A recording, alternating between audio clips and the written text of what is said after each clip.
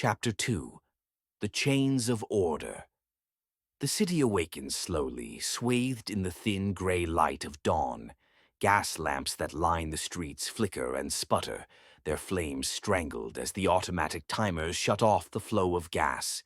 Shadows stretch long and thin across the cobblestones, revealing a world rigid with order, weighed down by silent oppression. The air thrums with the low hum of unseen machinery, gears churning deep within the bowels of the city, and the distant clank of iron on iron echoes like an unending heartbeat. Workers, their faces pale and lifeless, shuffle through the haze in identical gray uniforms. The streets are lifeless veins feeding the machinery of the council's unyielding authority. Valor, 73rd of his name, walks among them, burdened by the same weight of routine. His utility satchel hangs from his shoulder like a dead weight, pressing into him with each step. He navigates through narrow alleys, past the hollow shells of tenements, until the spires of the council's compound emerge through the thinning fog. Even from a distance, the compound dominates the skyline, a hulking monolith of iron and stone, its high walls bristling with enforcers. It is the heart of the city's power, where the council's authority is law and punishment swift. The workers whisper about it in furtive tones, as if the compound itself has ears, a place that sees, knows, and never forgets. The compound is more than a fortress. It is a temple to the doctrine of control. Symbols of power and submission are carved into every stone, etched into every iron grate, and emblazoned on banners that drape from its high gates. As Valor nears the entrance, two enforcers step forward, grim-faced men in sharp black uniforms, their boots polished to a mirror shine. The enforcer's eyes are small and calculating, flickering with suspicion at the sight of anyone daring to move too quickly or too slowly. "Utility worker, 73rd, Valor murmurs, holding out his badge, a small worn disc stamped with his number. The enforcers do not respond immediately. One of them eyes him, scanning his face as if searching for a crack in his expression. Valor stands still under the scrutiny, head down but muscles taut. The silence stretches painfully until the enforcer snatches the badge from his hand, inspecting it with slow deliberation. "You were here yesterday," the enforcer says coldly. His gaze remains locked on Valor, his tone implying something unspoken. "Maintenance," Valor replies, forcing his voice steady. "The lamps were reported unstable in the west corridor." The other enforcer snorts, though his expression remains stony. "Workers always manage to find problems, don't they?" His voice is thick with disdain. Valor feels the weight of their gaze, like iron hands pressing on his back, but remains silent. He knows better than to answer. Suspicion clings to everyone like soot here, thick and inescapable. A worker who stands out is one step away from becoming an anomaly, and anomalies disappear. The first enforcer finally shoves the badge back into Valor's hand. "Make it quick," he growls, "and stay where you're assigned." Valor gives a curt nod and slips past the gates. The compound feels colder than the streets beyond, every step echoing too loudly against the stone. Beyond the gates, the atmosphere changes. The streets are wider here, the buildings grander. The compound is a labyrinth of offices, barracks, and workshops, all arranged in perfect geometric symmetry. The air is thick with the scent of gas and oil, the steady hum of machinery reverberating through the stone walls. But what strikes Valor most is the silence. There are no shouts, no laughter, no idle chatter. The workers here move quickly and purposefully, their eyes downcast, their faces blank. Everywhere he looks, he sees symbols of the council's authority, etched into the stone walls, emblazoned on banners that hang from the tall iron gates, and carved into the metal grills that cover the windows. Each symbol is a stylized gear, encircled by chains. the teeth of the cog interlocking perfectly with the links of the chain, a representation of the unity and control that the council demands. At the center of the compound stands the Great Hall, a massive, imposing structure of dark stone and iron. It is here that the council meets, convening in their private chambers to dictate the laws and policies that govern the city. The hall's entrance is flanked by towering statues, monolithic figures carved from black granite, their faces obscured by heavy hoods. They hold swords and scales in their hands, symbols of justice and authority. But their posture is not one of benevolence. They stand tall and unyielding, their expressions stern and forbidding, as if warning all who enter that the council's will is absolute. Valor moves quickly through the compound, his eyes downcast.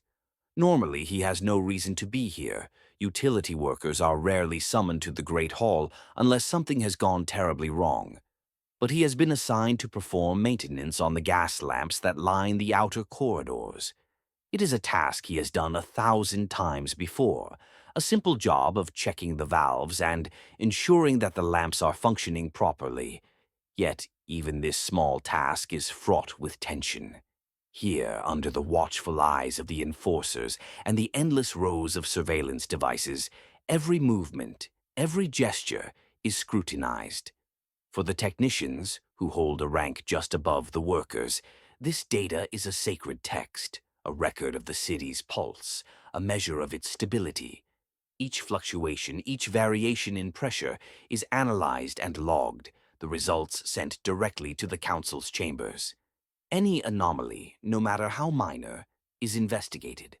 To tamper with the gas lamps, to disrupt the flow of energy, is not just a crime, it is heresy, a direct challenge to the council's authority. To disrupt the delicate balance of the network is unthinkable, an act of sabotage, punishable without trial. As Valor steps into the outer corridor, he pauses, his gaze flickering up to one of the lamps mounted high on the wall. The flame within flickers softly, casting a pale, wavering light that dances across the stone floor. He reaches up, his fingers deftly adjusting the valve. The flame steadies, brightens. He feels a strange satisfaction at the sight, an odd sense of control, of mastery over this small, fragile light. But that control is an illusion. He knows it. The gas that powers these lamps, the technology that keeps the city running, is both a source of power and a weapon. It illuminates the streets, powers the machines that churn in the factories, heats the council's grand chambers. But it is also a tool of oppression, a means of enforcing order, of keeping the workers and technicians alike bound in chains of dependence. As he adjusts the final lamp, a voice interrupts his thoughts. "You're working too quickly, 73. What are you trying to prove?" Valor tenses but doesn't turn immediately. He knows the voice. He would know it anywhere. "Rennet," Valor says softly, finishing the adjustment before looking over his shoulder. Rennet, 112th of his name, leans against the wall, his hands shoved deep into the pockets of his gray uniform. His sharp eyes glint with familiar mischief, and his mouth curls into a grin that seems out of place in this world. "You're going to get yourself noticed," Rennet warns, though there's humor in his voice. "Haven't we talked about this before? You act like you want to be caught." Valor smirks despite himself. "I'm just doing my job." "That's the problem," Rennet replies. He steps closer, lowering his voice. "Doing your job too well is the same as not doing it at all. You've forgotten how to disappear." Valor knows what Rennet means. They grew up together in the same training center, two boys learning how to blend into the machinery of the city. They had stood side by side through years of monotonous drills, beaten down by the same instructors, whispering plans to each other in the dark, how to survive, how to avoid standing out. But Rennet had always been better at hiding. Where Valor's defiance burned like a low flame, Rennet's flickered out of sight just beneath the surface. You need to slow down, Rennet continues, glancing toward the surveillance lenses mounted high on the walls. Or they'll notice. And if they notice, he doesn't need to finish the sentence. Valor knows what happens to workers who attract attention. Those sent to the discard are never heard from again. We knew this would catch up with us, Valor whispers, more to himself than to Rennet. Even back at the training center, we knew we wouldn't blend in forever. Rennet's grin falters. Maybe, but blending in is the only way we survive. For a moment, they stand in silence, the flickering gas lamp casting restless shadows around them. I should go, Rennet says finally, his voice quieter now. But take care, 73. We can't afford to lose you. Valor nods, watching as Rennet slips back into the corridor, vanishing as easily as a shadow. He returns to his work, adjusting the final lamp. The flame within it hisses like a restless serpent, casting a pale glow across his face. The city's weight presses harder, the walls seeming to lean in as though waiting for him to slip. The lamp's flame shudders, then steadies under his touch. But as Valor steps back, the light seems to dim again, as if protesting his small act of control. Valor takes a deep breath and slings the satchel over his shoulder. He has finished his task, but the unease lingers. He can feel it crawling under his skin, the knowledge that no matter how carefully he moves, no matter how well he hides, the city will always be watching. And one day it will catch him,